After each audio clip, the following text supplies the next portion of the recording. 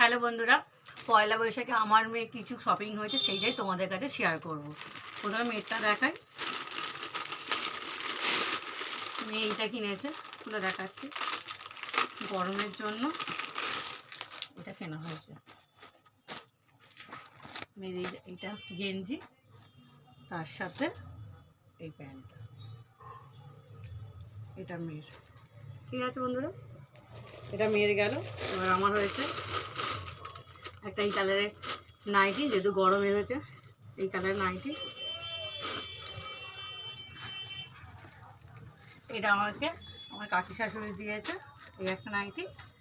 আর আমি একটা পেন্সিল কিনেছি, আর একটা এই একটা কটনের একটা থ্রি পিস। এই দেখো বন্ধুরা। এটা